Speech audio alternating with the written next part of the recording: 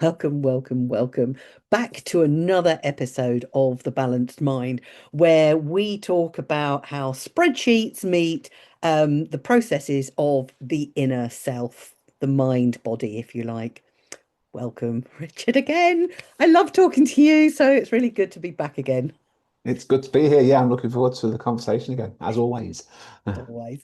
And listeners, I'm really sorry, but the conversation we were having before was quite interesting, but challenging, and one that I think we won't be talking about per se here, but there are some outcomes of it, I think, that are important.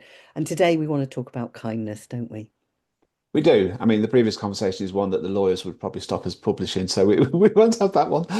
But Yeah, yes, there it might does not have link been too across. much kindness in that. So, well, there was, but not necessarily, it wasn't about people, it was about institutions, wasn't it? So, Yeah, that's yeah, right. Yeah, that's right. um, Yeah. we're talking about kindness with people.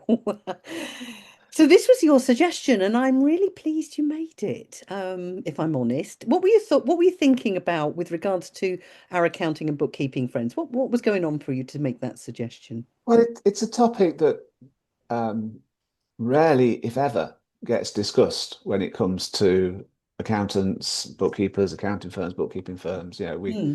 talk a huge amount about systems and processes. We talk a lot about digitalization of the world these days and client service and all this sort of stuff. But these fundamental basics of being a human being, which I think are going to becoming have to become more and more pronounced as the world becomes more robotic. I think the humans need to be more human. And in the world we live in today, we see these campaigns about, be nice and what have you. And as a profession, we touch so many people, with our clients and our communities and our teams and our wider marketplace and all the rest of it, that being nice, I think, is an opportunity for us to do something nice. Yeah. Now, yeah, we can talk about that in commercial terms because there is a way to monetize being nice. But I think it's a lot to do with most accountants who I meet are nice people. Yeah. That's almost the starting point. It is a people business. It's not a numbers business. It's a people business. Most accountants are nice people, and actually, in many cases, that works against them because if we're not careful, it's easier to beat a nice person than a horrible person. And accountants, in their desire to be nice, can often end up sacrificing themselves, can end up not dealing with situations maybe that would have been a better way to deal with it. So it's finding that balance where, on the one hand, we take this characteristic of, I'm sure everybody listening to this call and looking at this call, which is that they are fundamentally a nice person, and Mm. sort of a raising their awareness of that, because we all have these days where we think we're a bit rubbish. Using being nice as a superpower almost, and using that for good. There's lots of negative forces in the world today. Our clients could really do with some nice people around them. Our team could really do with some nice people around them. We could do with some nice people around us. So let's explore that topic really. Perfect. Thank you. And when you said about it, I said, "Oh, I need to go and check out a Dr. David Hamilton. He's from Scotland somewhere, bless him. Lovely, lovely man. And I've been following him for a very long time. And I did reach out to him to join me on my previous effort podcast that just fell through the floor. But it never materialized. But I want to talk about him because he talks kindness. That is his thing. He talks about a lot of stuff, but he talks kindness.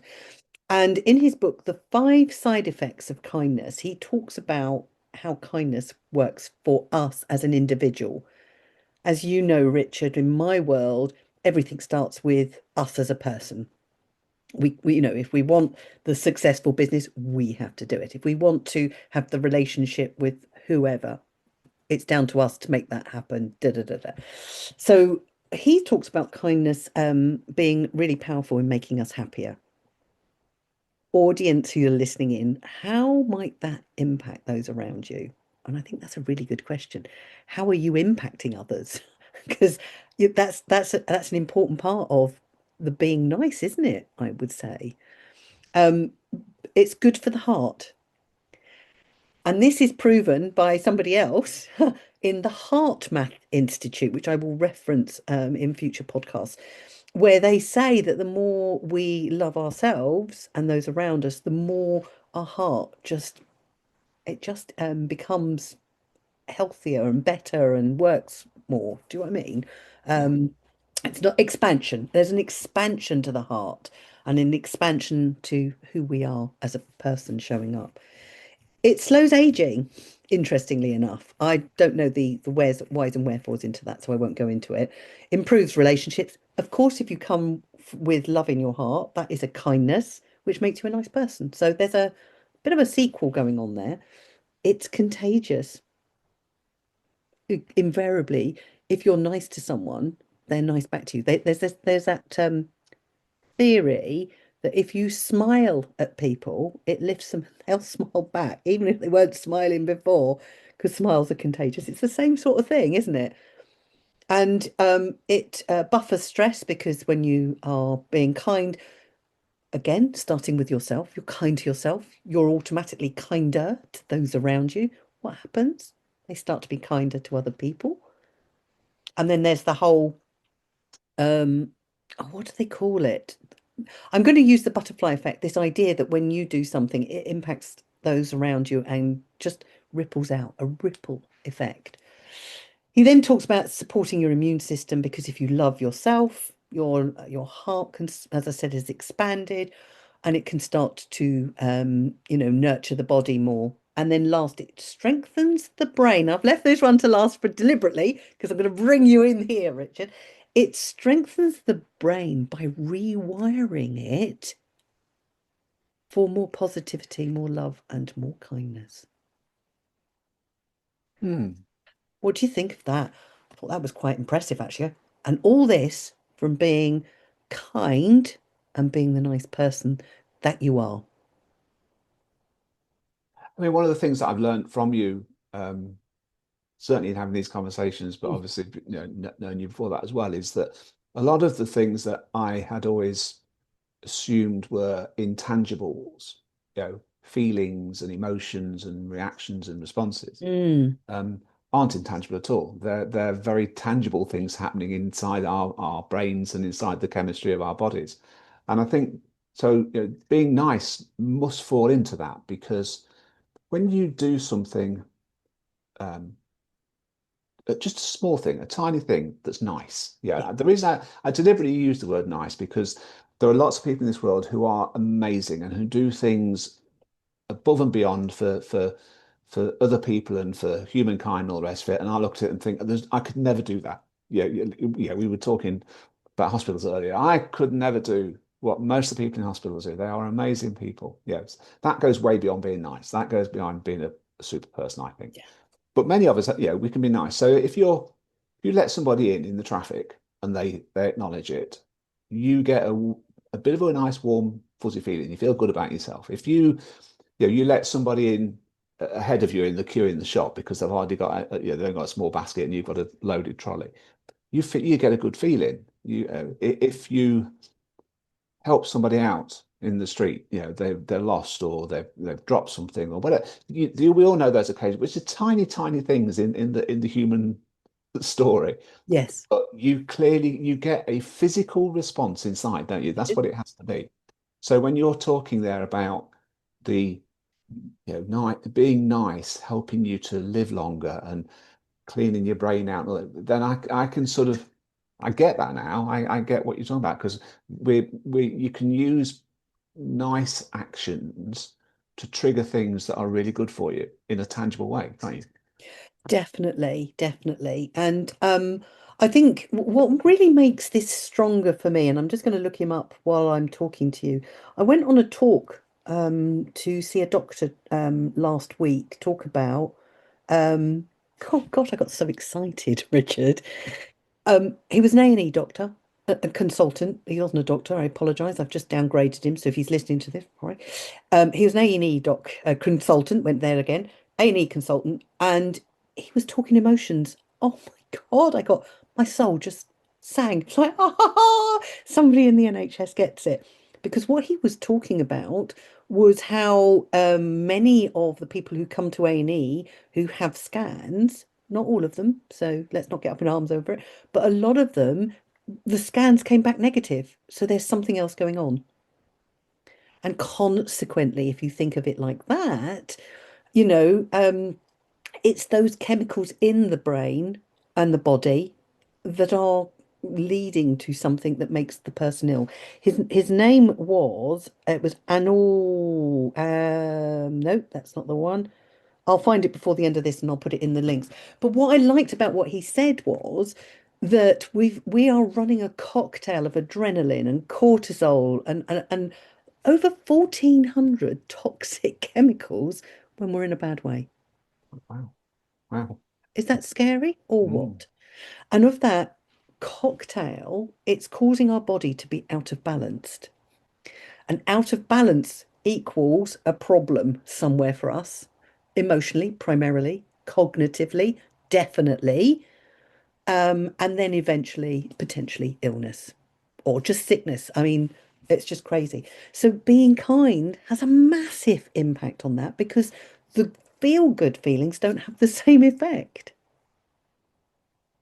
I think one of the challenges that we have is that in business, being nice is almost seen as a weakness. I Yeah, was going to come to that. yeah. You're right. It is seen as a weakness. I think yeah, in the accounting profession where we seem to be all about the numbers and we're all about chargeable hours and obviously there's lots of conversations these days. I have lots of conversations these days about increasing profitability and increasing efficiency and all the rest of it. So quite often the things that if we're doing something to be nice, it can be you can almost be made to feel bad because it's like, well, that where's the fee in that? Where's the money in that? That's not the system that we did. That's not something that we should be doing. You almost have to justify those human actions, and as a consequence, it almost it takes away that the thrill of being nice Mm. because you feel like, oh, actually, I shouldn't have done that, or I've done wrong, or I'm going to have to explain that. I'm going to have to justify that, and it's like, well, when it, I think my starting point for this conversation in the first place was that we, the things that clients are crying out for at the moment are things like support, I agree. trust, having someone to turn to, having somebody there, having somebody who shows an interest in them, showing someone who cares about them.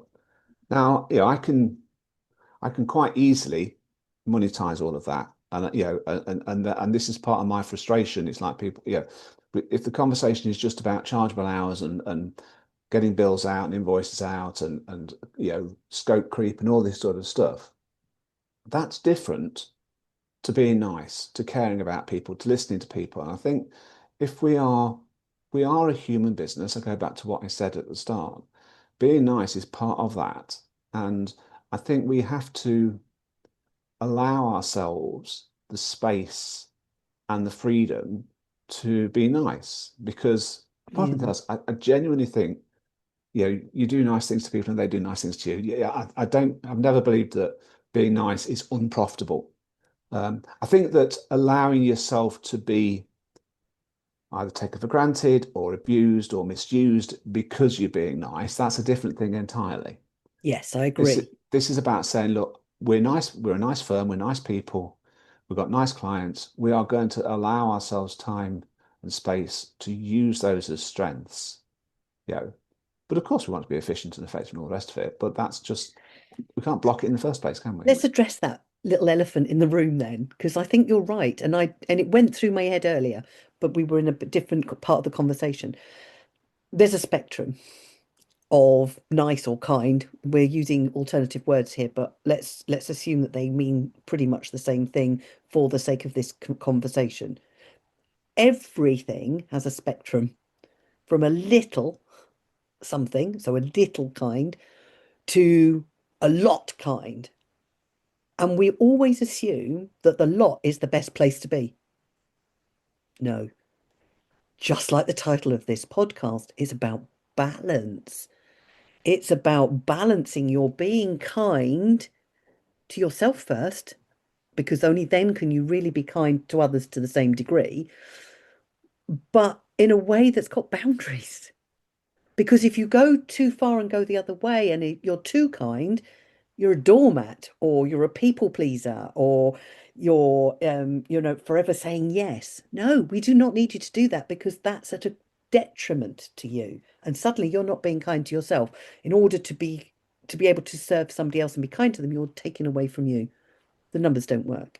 And equally, if you go the other way and you're unkind to them, you're taking from them and giving to yourself. No balance. So, since we're talking to accountants, there's got to be a balance. But even within the balance, there's a little spectrum. So you can be either side. So sometimes you'll be more kind, and other times you'll be less kind. And less kind is more about boundary setting or, having to say, actually, I can't do that. I'm sorry. That's a no. That's not unkind. It's just kind to you both Yeah. because it's not working. Does that make sense? Yeah, it does. And I think that where that balance comes in is that, yeah, I think first and foremost, we have to do our job. That's Yes. why we're in that client relationship in the first place. That's why we are employers or employees in the first place. We have to do our job. Yeah. Yeah. Now let's find a nice way to do it. That's how I sort of position it. So Hmm. we can all be nice by sitting around and doing loads of stuff for nothing and being at everyone else's beck and call and but that doesn't help us, that sacrifices us, No. and often doesn't actually help them either. I think to say, well, first and foremost, my role in this relationship is that of an accountant or an advisor or a bookkeeper. So first and foremost, I must do that. That's what I'm here for. Now what's the nice way to do it? That I think that's where I would put the emphasis on to sort of, we both come from a generation where our parents and grandparents said to us, if you've not got anything nice to say, then don't say anything at all. Yeah. That's the And whole. it's that sort of philosophy. Mm. I've had lots and lots of meetings with team members, with clients, or rest of it, where we've got very difficult conversations to have. We've got, you know, difficult things to say, but I have to say them because it's my job, it's my responsibility. But I can choose to find a nice way to do that, or a not nice way to do it, not necessarily a Yeah. nasty way to do it, but not. And I think that's where it comes in. It's like how we live. I want us to live in a nice world. Therefore, the things that I know I need to do in that world and the responsibilities I have in that world, I should first and foremost try and find a nice way to do it. And I think Mm. that's almost that gives me a starting point. So I get you. I hear what you're saying. And I was going to question one part of it, but I think actually listening to the rest of that, there's something else there. Most people do not start their day out to upset others. They just don't. They're going to do a job and do the job as best they can. So underneath that, or hopefully fundamentally, most are kind. So when we're talking about kindness and niceness, I almost feel that the niceness almost comes first because that's who you are, hopefully. And if you're not, the question then is a different question. What's that about? Because it's all about you. If you're not being nice or kind to your clients, to your friends, to your family, that's not about them. That's about you. There's something going on for you. So if that's their natural way, I almost feel that the business then sits on the top of that, and then they should just shine through almost like a beacon. Would that be fair to say? I hear I, you. The work is important and how they do it is important, but it almost feels like for most people it's a fundamental place to be, I think. If they are already nice and kind, the work should just flow. But no? yeah, well, I think you have to have niceness in you, Oh, and you, yes. I guess that's what I'm and saying. yeah, and what Exactly. we Yeah. want to do here is to embrace that and to bring it out into the open and to utilize it Mm. more. I think that I've seen so many accountants over the years. who have ended up frustrated, stressed, under pressure, unrewarded because they've been, to use a phrase, too nice. You know, Yeah. there's an argument you can't be too nice, but and what they've done in there is that they've allowed everybody else to, and this is where I think niceness is seen as a weakness because it has become their weakness because so they say yes to everything. They want to accommodate every client's whim. They don't want to pick up their team on the things that they are doing badly. They don't They've want to swung tell too people, far down one yeah. direction, haven't they? So it's that element. It's I think to balance it, you're either dependent either on the other person being as nice as you are, because if they're as nice as you are, they're not going to do that to you, or you're going to have to control the relationship, but in a nice way. So you have to be prepared. You used the word earlier yourself.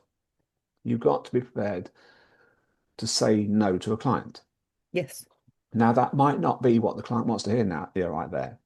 But so I think first and foremost, that's why I say I think in essence, you've got to do your job first, which is as professional advisor, as trusted advisor, as the accountant, whatever it may be, to say, look, because of these circumstances, I need to say no to you.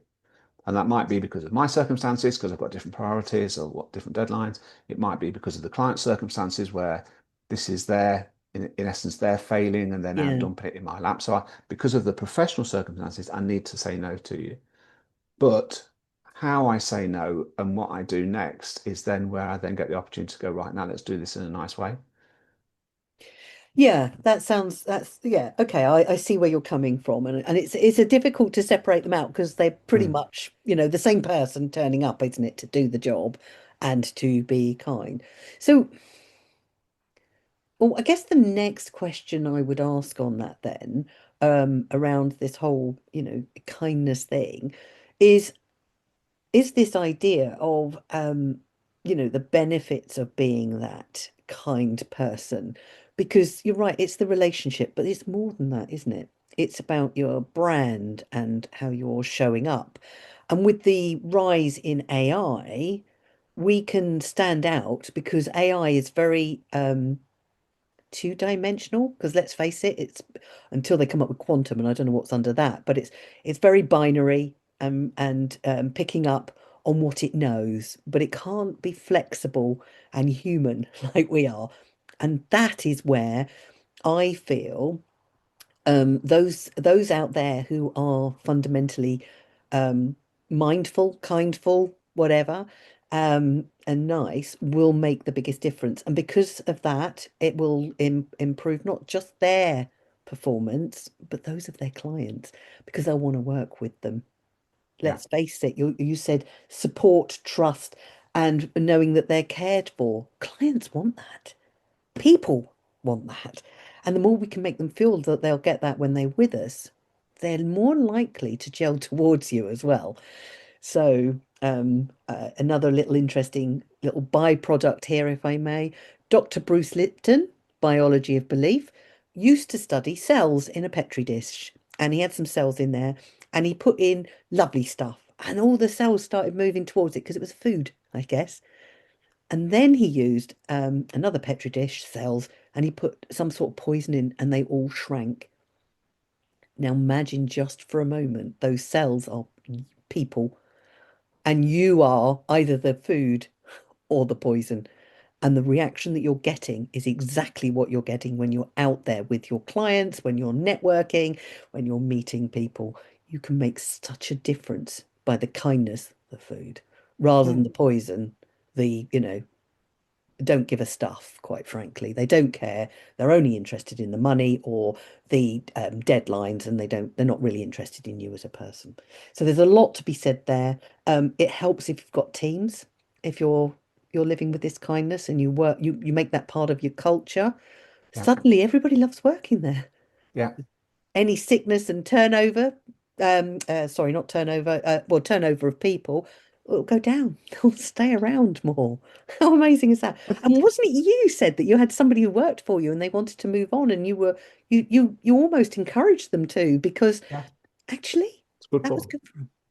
I think the thing is, and this is why I say you can monetize being nice, because Yeah, if I'm a business owner and my accountant is nice, and my accountant's team are nice, and the firm is known to be a nice firm, you know, I am more likely to pay more to be with that accountant. I am more likely to stay with that accountant yeah, firm for longer. exactly. And I'm more likely to talk to other members of the team as well as the lead person. So I'm spreading the workload around. And I'm more likely to go to them with more um, challenges and issues and conversations and what have you. In other words, I'm going to spend more money with that accountant for longer. And the fact that they are nice is a glue that is helping that to stick and to happen. Yeah, Yeah, if I'm an employer, if I'm a nice employer, as you said there, that I've got more chance of my team engaging with what I want them to do and staying with me for longer. And it's just that they're not there just for the money. Then so the demand yeah, on salary is not high. I'd like to think as a nice employer, you're paying them the right wage, but you get my point. They're not coming. No, if I need more money, otherwise I'm going, so to speak. So I think being in accountant speak, being nice is very profitable, so there we go. providing you match it with your job bit about you don't come to the point where you allow it to become I think you can allow being nice to become a weakness, and that's just the thing you've got to be aware of. you Yes, can be you can be very professional and very nice. yeah. And for those of you listening are deciding, oh, I'm going to be nice, and they pay lip service to it. Let me tell you, people will know. They will know if you are only pretending, faking, trying, if it's not in your nature, because we're quite astute. We've got a nervous system that's like a radar, and it will pick up on it. The other person won't know, but they won't come with you or they won't stay. So the best thing is to just let work on yourself to become that kindful person that you want to be. Because I think you're right, Richard. The more that you are a personable person, um, then what happens is you can sort of, profit on that. And I'm not just talking money. Well, I mean, But 20 odd years ago we adopted this as a core business strategy. We didn't it wasn't about being nice then, but we sat down and said, we tried all the other different strategies to various mm, degrees of success, but they all left a frustration. And we said, well, okay, we're just going to work with people who we enjoy working with. In other words, and that's all about what you're talking about the balance and everyone being nice and all this other stuff. And surprise, surprise, profit sorts itself out when you do that. sounds Because awesome. everybody is engaged and unified and positive and energetic and focused and working on the same plan to the same goals and you make money that way. Yeah, But it's being nice can be really profitable. But equally, you leave work every day thinking, yeah, that was a good day. because it all starts with us. Hmm. So the more that you are with others, the more that you can start to feel good about what you're doing and who you are. And later on in life, it's fulfilling to know that you're doing something worthwhile, even if it is just smiling at that stranger who's looking a bit hacked off. You just don't know where that's going. Butterfly effect. So the guy I was talking about, who I was very excited about and kept calling him the wrong name, is Dr. Atul Bansal, and I'll put that in the comments below. But he was talking about the cocktail of drugs, not drugs, hormones that go on in our body that are when we're in a negative state, i.e., stress, which a lot of accountants may still be in until about February, and they do it every year. Not good for you fellas and ladies. Not good. Hey, can you just reiterate the title of that book as well that you mentioned about the five? Yes, The Five Side Effects of Kindness by Dr. David Hamilton. He's the one guy I know who talks about kindness. And I've been following him for a while. He's talked about other things, but kindness is his big thing at the moment. And it's the small things, like you said, Richard. The small things. Doesn't have to be the big gestures. It's the small things. Well, there's a lot of talk at the moment about firms making sure that they have got AI strategies and they've Yes. adopted formal AI strategies. I think firms should adopt a formal NICE strategy. You should sit down with your team and agree a policy for being nice. That's the title of the podcast, Richard, I think.